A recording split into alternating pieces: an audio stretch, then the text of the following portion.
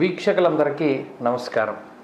మే నెలలో మిథున రాశి వారికి ఏ విధమైనటువంటి ఫలితాలు కలగబోతూ ఉన్నాయి, ఏ గ్రహాలు ఈ రాశి వారికి అనుకూలంగా ఉన్నాయి, ఏ గ్రహాలు ప్రతికూలంగా ఉన్నాయి, ప్రతికూలంగా ఉండేటువంటి గ్రహాలకి ఏ పరిహారాలని ఆచరించడం ద్వారా వాటి యొక్క ప్రతికూలతను తగ్గించి వాటిని మనం అనుకూలంగా మార్చుకోవచ్చు అనేటువంటి విషయాలు అన్నిటినీ కూడా ఈ వీడియో ద్వారా క్లుప్తంగా తెలుసుకునేటువంటి ప్రయత్నం చేద్దాం. ప్రత్యేకించి ఈ మాసంలో మిథున రాశి వారికి గత 12 నెలలుగా ఉన్నటువంటి గురు బలం తగ్గింది. లాభస్థానంలో ఉన్నటువంటి గురువు వ్యయస్థానంలోకి ఆయన యొక్క సంచారాన్ని ప్రారంభం చేశారు. 12వ ఇంట్లోనే ఎక్కువ గ్రహాలు ఈ మాసం సగం పూర్తయ్యే టైంకి 12వ ఇంట్లోనే గురుడు, రవి, బుధుడు, శుక్రుడు, చంద్రుడితోటి కూడా కలుపుకుంటే దాదాపుగా 5 గ్రహాలు 12వ స్థానంలోనే ఈ రాశి వారికి కేంద్రీకృతం అవుతూ ఉన్నాయి. కాబట్టి ఈ నెల చాలా కీలకమైనటువంటి నెల, మే నెల అనేటువంటిది. ఎందుకంటే నెల ప్రారంభంలో గురుడు మాత్రమే 12వ ఇంట్లో ఉన్నారు. ఆ తదుపరి ఒక్కొక్క గ్రహం 12వ ఇంట్లోకి రావడం వల్ల అక్కడ 5 గ్రహాలు పెరిగిపోయాయి. మరి వ్యయము అనగా 12వ స్థానానికి ఉండేటువంటి పేరు వ్యయస్థానము. ఎప్పుడైతే ఈ వ్యయస్థానంలోకి ఇన్ని గ్రహాలు కూడుతూ ఉన్నాయో మనం చాలా జాగ్రత్తగా ఉండాలి. ఎందుకంటే ఖర్చులు పెరుగుతాయి. వ్యయము అంటే ఖర్చు. వ్యయే కృతే వర్ధత ఏవ నిత్యం. ఖర్చు పెట్టే కొద్దీ పెరిగేది ఏదైనా ఉంది అంటే అది విద్య మాత్రమే. ఆ ఒక్క విషయం గుర్తుపెట్టుకోండి. మిగతా ఏదైనా సరే మనం ఖర్చు పెడితే ఖర్చు అయిపోవలసిందే.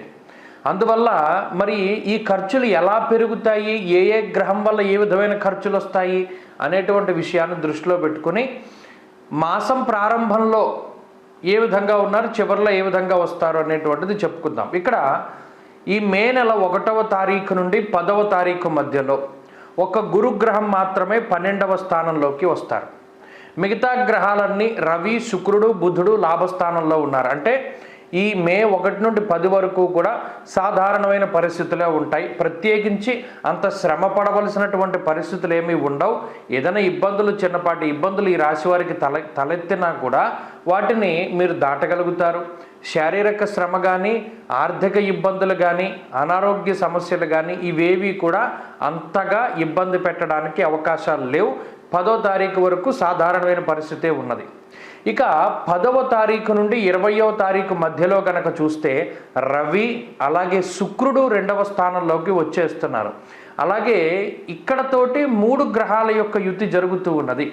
ఈ మిథున రాశి వారికి దశమంలో కుజరాహువులు చాలా బలీయమైనటువంటి గ్రహాలుగా ఉన్నారు. అనగా ఎన్ని గ్రహాలు 12వ స్థానంలోకి వచ్చినా ఉద్యోగానికైతే సమస్య లేదు. ప్రధానమైన విషయం ఏంటి అంటే మీ వృత్తి ఏదైతే ఉన్నదో దానికి ఏ విధమైన ఇబ్బంది వాటిల్లదు. ఎందుకంటే దశమంలో కుజుడికి దిగ్బలం ఉంటుంది, రాహువు కొంత అనుకూలమైనటువంటి గ్రహం కాబట్టి ఉద్యోగానికి సమస్య లేదు. అయితే శుక్రుడు కానీ బుధుడు కానీ 12వ ఇంట్లో గురుడితోటి కలిసి ఉన్నారనుకోండి, శుభమూలో వ్యయశ్చైవ. శాస్త్రం ఒక మాట చెప్పింది, మిథున రాశి వారికి శుభమూలకంగా ఖర్చులు పెరుగుతూ ఉంటాయి. అంటే అనుకోని ఫంక్షన్స్ అంటారు వాటిని.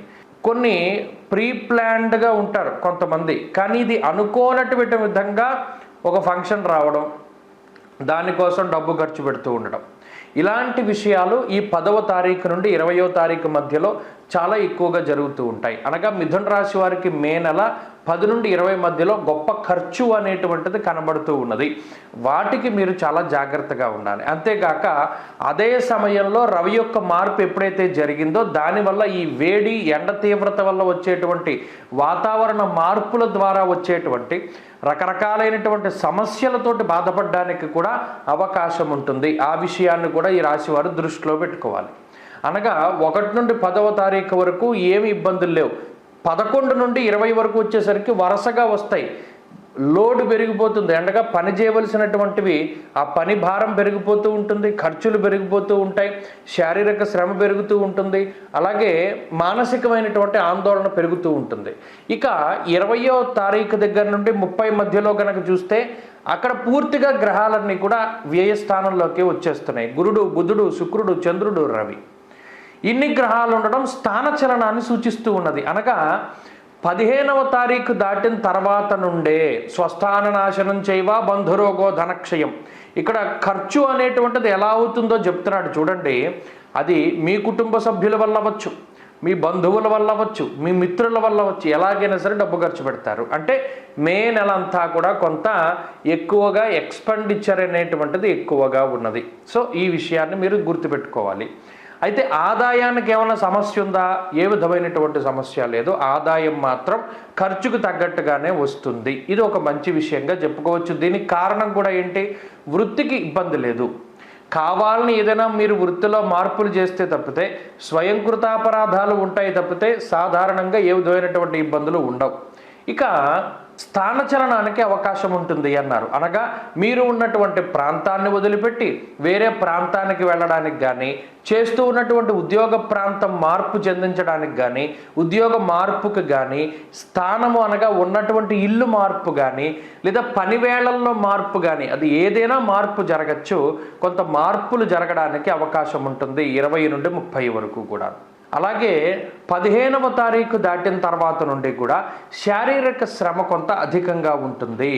బర్డెన్ పెరుగుతుంది, మానసిక ఒత్తిడి అధికంగా ఉంటుంది, ఎక్కువ శ్రమించవలసినటువంటి పరిస్థితులు ఏర్పడతాయి. ఇవన్నీ కూడా ఉద్యోగస్తులు ప్రధానంగా గుర్తుపెట్టుకోవాలి. దూరభారాలు లెక్క చేయకుండా ఉద్యోగం కోసం వేరే వేరే ప్రాంతాలకి వెళ్ళి కష్టపడవలసినటువంటి పరిస్థితులు ఏర్పడతాయి. కుటుంబానికి కూడా కొంత దూరంగా ఉండవలసినటువంటి వాతావరణం ఏర్పడుతుంది. అలాగే కుటుంబ సభ్యులతోటి అనుకున్నంత స్థాయిలో సమయాన్ని గడపలేకపోవడం కూడా ఈ గ్రహస్థితి సూచిస్తూ ఉన్నది. ఇక వ్యాపార పరంగా ఈ మాసంలో మిథున రాశి వారికి సానుకూలమైనటువంటి పరిస్థితులే గోచరిస్తూ ఉన్నాయి. వ్యాపార పరంగా అయితే ఇబ్బంది ఏమీ లేదు. అలాగే విద్యార్థులకి గ్రహస్థితి మిశ్రమంగా ఉన్నది.